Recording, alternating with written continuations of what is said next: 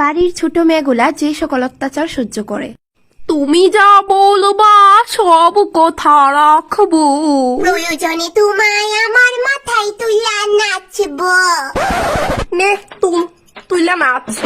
না মানে পড়তাছস পড়স না, আমি গান গাইতাছি তোরও গাওয়া লাগবো। কেরে কিতা হইছে?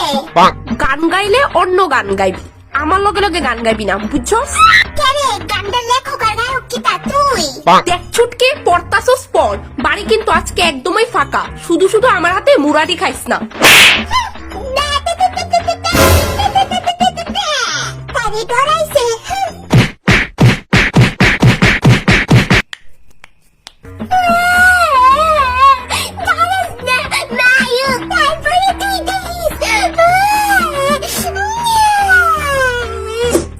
আরে রাহুল, তুই নইলে কলেজে গিয়ে একটু খবর নিয়ে দেখ না যে ম্যাম স্যারে কিতা কইছে।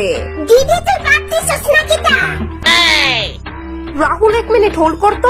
জুতার বাড়ি চিনোস? হ্যাঁ, ইচ্ছা করে এরকম করতেছস না? দেখতেছস না আমি ফোনে জরুরি কথা কইতাছি? হ্যাঁ পালা করছি।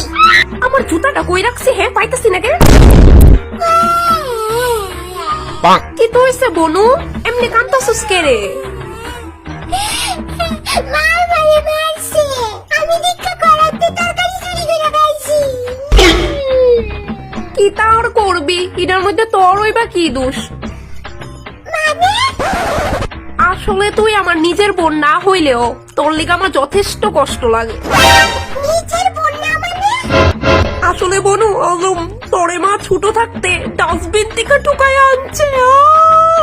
কিতা? না, এটা সত্যি না। ইডোই সত্যি বনু, নইলে তুই খেয়াল করে দেখ না, তোর চেহারা বাড়ির কোনো সদস্যর লগে মিলে না।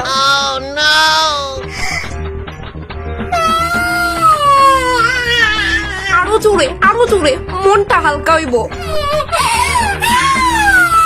রতিকা, অনেক কিন্তু শক্তি বিনা তোর ভিডিও করব, তাড়াতাড়ি বাসন দিয়ে ধুইতে যা। বনু আমি যাই, তুই কিন্তু কথাটা মাথাতে রাখিস, তুই যে টুকাই না বুঝদা ভুলিস না কিন্তু। যাই আমি।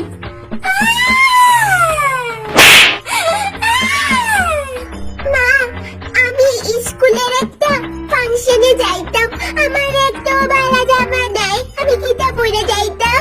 রতিকার কাছে অনেক নতুন জামা আছে, তাইতে চা তাই দিত না। দিব সায়াতে গিয়া, না দিলে তাই যে দুনামু তাই ভালোই জানে।